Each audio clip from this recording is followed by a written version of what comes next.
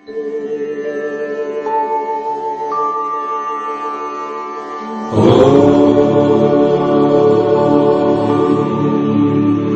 श्री गणेशाय नमः। श्री परमात्मने नमः। श्री गुरुवे नमः। सच्चिदानंद रूपाय विश्वोत्पत्त्यादि हेतवे तापत्रय विनाशाय श्री कृष्णाय वयम नमः। आज सर्वपित्र अमावस्या है। इस अमावस्या तिथि पर श्रीमद् भागवत महात्म्य जी के इस कथा का श्रवण कर कर आप अपने पितरों को मोक्ष प्रदान कर सकते हैं और आप सभी भक्तगण इस कथा को अपने पितरों के निमित्त श्रवण करें और उनका आशीर्वाद प्राप्त करें। बोलिए बाल कृष्ण लाल की जय। राधे राधे। नारद जी ने सनत कुमारों से इस कथा का श्रवण किया। क्यों किया? क्योंकि भक्ति देवी के कष्ट की निवृत्ति के लिए और ज्ञान वैराग्य के बुढ़ापे को दूर करने के लिए। तो चलिए हम इस कथा को शुरू करते हैं कि तुंगभद्रा नदी के किनारे एक बहुत सुंदर नगर था। उस नगर का नाम था उत्तम नगर। वर्णाश्रम धर्म का पालन करने वाले सभी संभ्रांत लोग उसमें वास करते थे। उसी नगर में एक पंडित जी महाराज रहा करते थे जिनका नाम था आत्मदेव। आत्मदेव का शाब्दिक भाव होता है आत्मा में देवत्व का जिसने दर्शन किया। पंडित जी बहुत सुशील हैं, कर्मकांड में बड़ी प्रवीण है, मितव्ययी हैं, यद्यपि व्रति थोड़ी लोभमयी है। जैसा बाकी सब उनमें सद्गुण है, जैसे पंडित जी महाराज में सब सद्गुण है, बिल्कुल उनके विपरीत उनकी भार्य है। नाम भी बड़ा विचित्र है, धुंधली देवी। जैसा नाम वैसा ही गुण है, यथा नाम तथा गुण। ये जो धुंधली देवी है इनमें एक बड़ी भारी विशेषता है और ये विशेषता उसी नारी पर आ सकती है जिन पर भगवान की विशेष कृपा हो। पति तो जाते हैं बेचारे पूजा पाठ करने यजमानों के घर, शाम को लौट कर आते हैं। दिन भर पत्नी का ही साम्राज्य रहता है घर पर। और क्या करती हैं? कभी पड़ोसी से झगड़ लेना, कभी सामने वालों से मनोरंजन कर लेना, ये उनका रोज का धर्म है। बड़ी कर्कशवानी है, बोलती हैं तो लगता है मिर्च छिड़क दी क्या। लेकिन सायंकाल जब पति लौट कर आते हैं तो द्वार पर ऐसे खड़ी होती आहा जैसे सती अनुसुईया के बाद उनका ही नंबर है। बनावटी प्रेम बहुत आता है। निर्मल मन जन सो मोहि पावा, मोहि कपट छल छिद्र न भावा। परमात्मा कहते हैं तुम दिखावा मत करो, तुम जो बनावटीपन करते हो ये मेरे गोविंद को अच्छा नहीं लगता। और ऊपर से कहते हो नमस्कार और मन में सोचते मेरी गली में आओ तो दिखाऊंगा। ये बनावटीपन मेरे गोविंद को अच्छा नहीं लगता। निर्मल बन, वो तो कहते हैं निर्मल बन बनाओ, अंतःकरण को शुद्ध बनाओ तो मन शुद्ध होगा। धुंधली देवी का मन तो पवित्र नहीं, भावनाएं श्रेष्ठ नहीं और पति के सामने हाथ जोड़कर ऐसे खड़ी होती, इसलिए पत्नी के प्रति पति का आदर है। उनके पास धन की कमी कोई नहीं है, लेकिन बेटा नहीं है। तुलसी स्थापना तो हर हिंदू घर में होनी ही चाहिए। उनके घर में भी तुलसी है, लेकिन वो हरी ही नहीं हो पाती। उनके घर में गऊ भी है, वो बांझ हो गई। एक दिन पंडित जी बैठे बैठे विचारने लगे, क्या बताऊं, तुलसी जी को रोज़ जल देता हूँ अपने हाथ से, फिर भी सूख जाती है। मेरी गऊ को 6 वर्ष हो गए, वो बांझ हो गई। अब पड़ोसियों का आना शुरू हुआ। पड़ोसी भी भगवान की कृपा से ही मिलते हैं और यदि ज़्यादा अच्छे मिल जाएं तो आपको उखाड़ कर ही माने।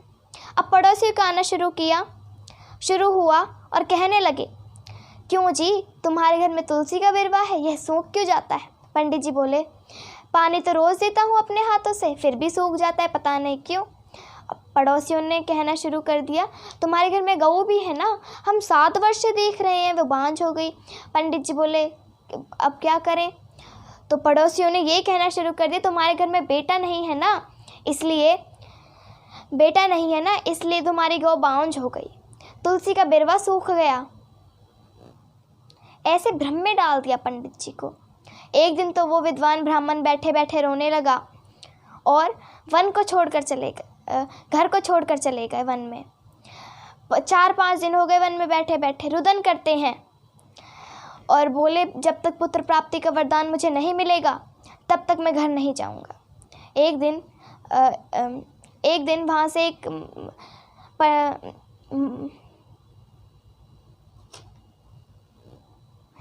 वहाँ से महात्मा जी जा रहे थे। ये चेहरा होता है ना, ये कैमरा होता है।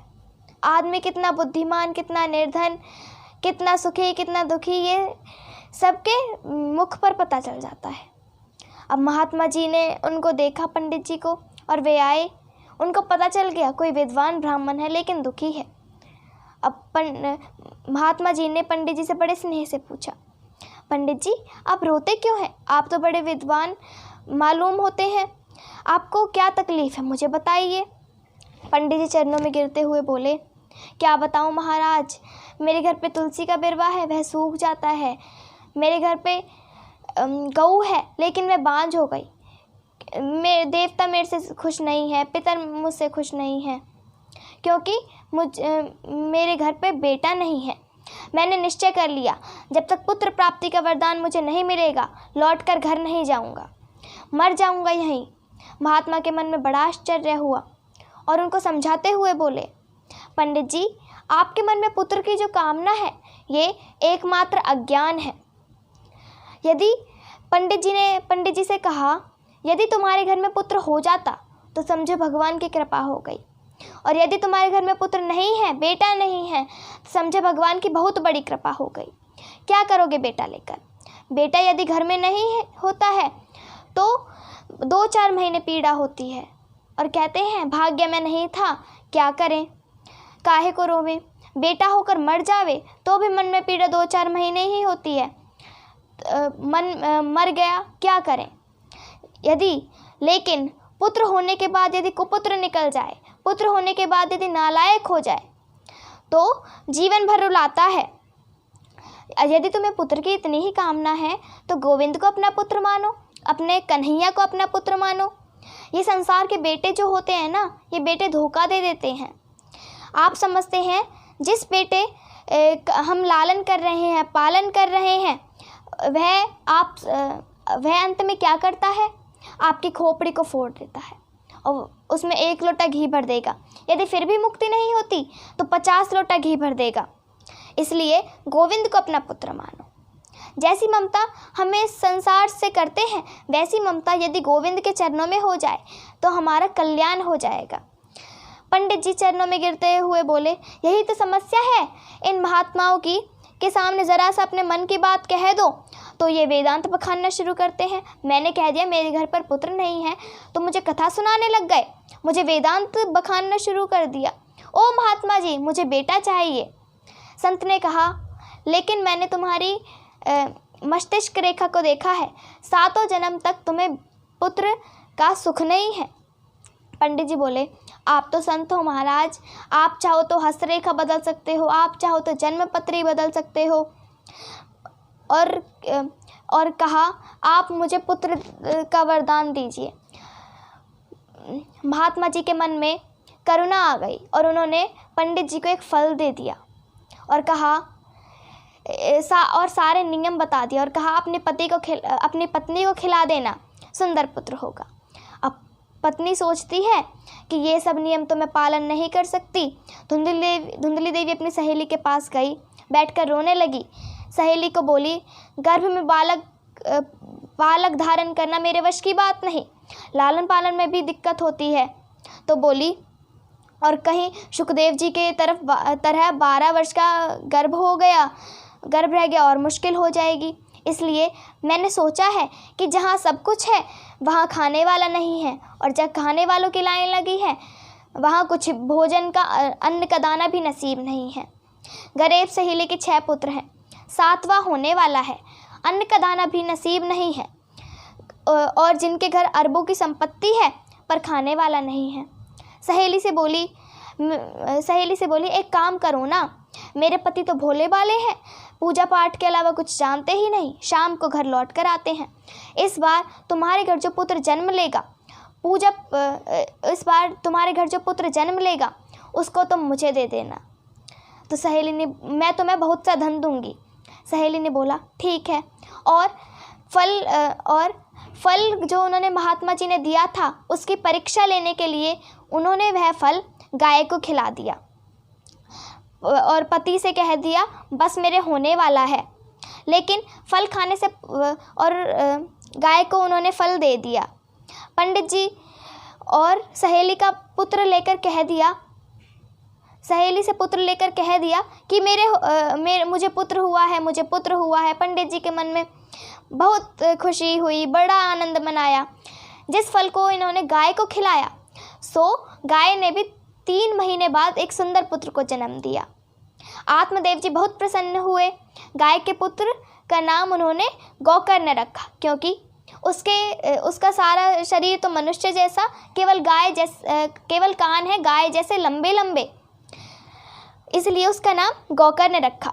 और मन में सोचा है मेरा नाम है आत्मदेव और अपने पुत्र का नाम रखूँगा परमात्मा देव। धुंधली देवी बोली, वाह, 9 महीने घर में रखा हमने और नाम अपने नाम से मिलता जुलता रखोगे। मेरा नाम है धुंधली देवी और मेरे पुत्र का नाम होगा धुंधकारी। ठीक है देवी, तुम खुश रहो, हमें कोई आपत्ति नहीं। सो बेटे का नाम धुंधकारी रख दिया। गोकर्ण पंडितो ज्ञानी, धुंधकारी महाखला। धुंधकारी महान खल हो गया। इकलौता पुत्र जिस घर में हो उस घर में पुत्र के बिगड़ने के आसार ज़्यादा होते हैं। वहाँ माता का उत्तरदायित्व और भी ज़्यादा बढ़ जाता है। आप ध्यान दीजिए, वैसे समझदार पुत्र यदि घर में एक है तो एक पुत्र पूरे खानदान को तार सकता है। शास्त्र कहते हैं घर में बेटा एक है और वह गुणवान है तो अपने खानदान को तार सकता है। जैसे आकाश में एक ही चंद्रमा पूरे नभ को प्रकाशित करता है और करोड़ों तारागण मिलकर भी इतना नभ प्रकाशित नहीं कर सकते। और इकलौता पुत्र जहाँ हो वहाँ पर उसको अच्छी शिक्षा देनी चाहिए। और यहीं पर आत्मदेव जी से गलती हो गई, भूल हो गई। बेटे को सुंदर शिक्षा नहीं दे पाए। सोचा एक ही तो है, सब सुधर जाएगा, संभल जाएगा। यदि बालक बचपन में गोली खेलता है तो सोचो कि उसके बिगड़ने के चांस बढ़ जाते हैं। अब गोली खेलता है, फिर कंचे खेलता है, गोली खेलते खेलते फिर ताश पत्ते पर आ जाता है। ताश पत्ते खेलते खेलते उस पर पैसा लगाने लग गया। कमी तो है नहीं घर में, जुए में हारने लगा। कमी तो है नहीं घर में। और बेटा माँ से पैसे मांगता, माँ दे देती। सोचती बेटा ले जा, कोई बात नहीं, सब तेरा है। अब पैसे से काम नहीं चले तो सोना चांदी मांगने लगा। माँ दे देती। सोचा एक ही तो है, ले जा। सोना चांदी सब हारने लगा तो माँ थोड़ी सख्ती से कहने लगी, नहीं बेटा ऐसे कैसे दे दूँगी। तो माँ से चाबी छुड़ाकर ज़बरदस्ती ले जाने लगा। अब घर में कुछ रहा नहीं तो चोरी करना शुरू कर दिया। बिगड़ना आरंभ हो गया। 2-4 बार चोरी में पकड़ा गया तो पीना शुरू कर दिया। बिगड़ना आरंभ हो गया। रात्रि के 2-2 बजे ये मस्तिष्क पर काली पट्टी बांध कर आते हो। एक दिन पंडित जी बोले, मेरे एक विप्र के घर पर तूने नरक का अड्डा बना दिया। जगह जगह शराब की बोतलें पड़ी हैं, जगह जगह मांस के टुकड़े पड़े हैं।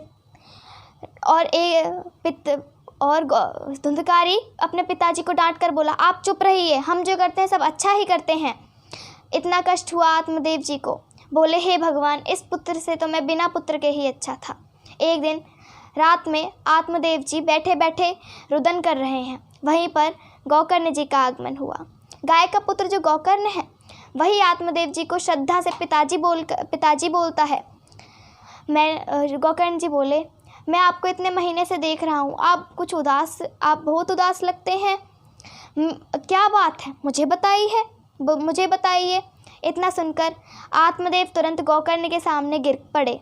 बेटा मेरी समझ में नहीं आया, मैं करूँ तो करूँ क्या। घर को छोड़कर वन में चला जाऊँ, क्योंकि फिर मेरे मन में इतनी विरक्ति नहीं है। तुम ही मेरा मार्गदर्शन करो, तुम ही मुझे समझा सकते हो। गोकर्ण जी ने महाराज आत्मदेव जी को इतना सुंदर उपदेश दिया, बहुत सुंदर उदाहरण दिया उन्होंने। पूरी रात उन्होंने बैठकर समझाया। ये ये पत्नी आपकी नहीं है, ये जो आप अपने पिताजी मानते हो ये पिताजी भी आपके नहीं हैं। अब पूरी रात उपदेश दिया। फिर एक दिन पंडित जी वन में चले गए। वन में श्री भागवत जी के दशम स्कंद का पाठ किया। अब पिताजी तो चले गए, अब माँ को मारने लगा, सोना चांदी माँ से ले जाने लगा। अब जब माँ के मन को बड़ा क्लेश हुआ, रात को उठकर उन्होंने कुएं में कूदकर आत्महत्या कर ली।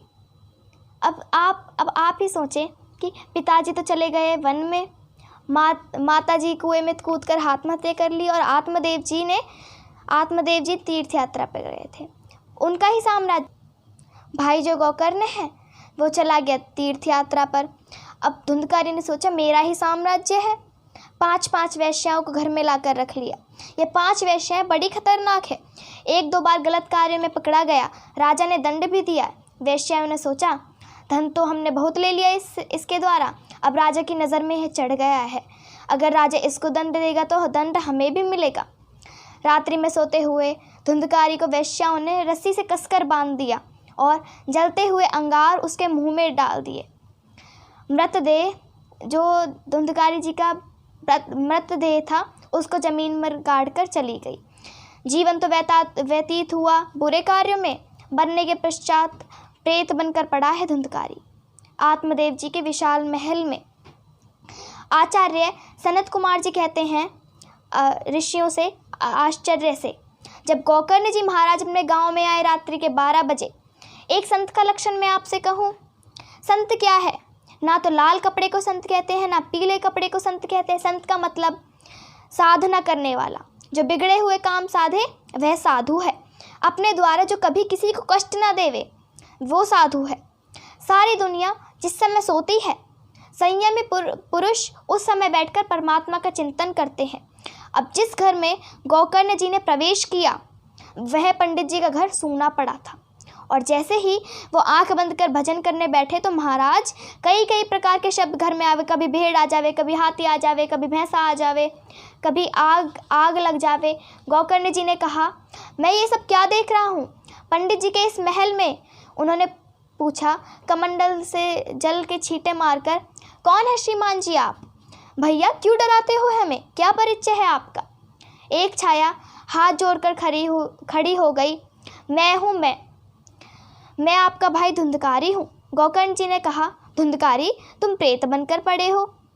राम राम राम, भूत बनकर पड़े हो तुम। तुम्हारे मरने का समाचार तो मैंने सुना था, यात्रा में सुन लिया था कि तुम वैश्याओं ने तुम्हें मार दिया। तुम्हारे नाम से गया में मैंने श्राद्ध भी कर दिया, और शास्त्र में पढ़ा है कि गया में जिसका श्राद्ध हो जाए उसकी मुक्ति हो जाती है, और तुम भले आदमी प्रेत बनकर पड़े हो। इस बात को सुनकर धुंधकारी के प्रेत ने कहा गया में 1 बार नहीं 100 बार भी मेरा श्राद्ध करोगे तो भी मेरी मुक्ति नहीं होगी। आप जैसा विद्वान जिसका भाई हो फिर भी इस प्रकार के कष्ट को भोगे, कितनी तकलीफ की बात है। गोकर्ण ने कहा डरना नहीं, मैं अब व्यवस्था करूँगा, तुम्हारी मुक्ति का उपाय करूँगा। प्रातःकाल होते ही गांव के लोगों की भीड़ लगी। गोकर्ण जी आ गए। भगवान गोकर्ण जी इतने चिंतित थे, उन्होंने सूर्य को प्रणाम किया। हे भुवन भास्कर सूर्य, केवल इतना बताओ कि महाप्रेत की मुक्ति कैसे हो। भगवान भुवन भास्कर ने आदेश दिया, श्रीमद् भागवतान मुक्ति सप्ताह वाचनम कुरु। एक ही उपाय है, श्रीमद् भागवत कथा का तुम वाचन करो। तुम धुंधकारी के निमित्त भागवत की कथा करोगे तो उनकी मुक्ति हो जाएगी। सब लोगों ने सुना तो सुंदर व्यास मंच सजाया, चौकी सजाई, भागवत जी को विराजमान किया, पंडाल सजाया। जहाँ भागवत जी का पंडाल सजाया था वहाँ बांस का बगीचा था। गोकर्ण जी महाराज स्वयं आसन पर बैठे और भागवत जी को स्थापित किया। आगे एक आसन बिछा दिया और कहा भैया धुंधकारी, जहाँ कहीं भी आप हैं भागवत सुने, मैं ये आपकी मुक्ति के लिए ही कर रहा हूँ। अब धुंधकारी कैसे आवे? प्रेत का शरीर तो होता नहीं, इसलिए व्यास मंच के दाहिनी तरफ एक सप्त ग्रंथी बांस लगा हुआ था। उस बांस की पहली ग्रंथि में जाकर धुंधकारी बैठ गया। पहले दिन कथा जैसे ही विश्राम हुई, सज्जनों, पहली ग्रंथि फट गई। आसन पर तो प्रेत बैठ नहीं सकता, बैठ जावे तो हवा उड़ा कर ले जावे। बांस के अंदर हवा का तो कोई प्रकोप होता ही नहीं। दूसरे दिन दूसरी ग्रंथि फट गई। ऐसे ही सातों दिवस की कथा जैसे ही समाप्त हुई, विराम हुई, 7 ग्रंथियां फट गई। उसमें बैठा प्रेत आत्मा जो धुंधकारी था, एकदम देव रूप में परिवर्तित हो गया, देव रूप बन गया और हाथ जोड़कर बोले, भैया आपने बड़ी कृपा की। यदि आप भागवत श्रवण ना कराते तो मेरी मुक्ति नहीं होती। भगवान के धाम से एक सुंदर विमान आया है, उसमें भगवान के पार्षद बैठे हैं। धुंधकारी जैसे ही विमान में बैठने लगा, गौकर्ण ने कहा, ये क्या हो रहा है?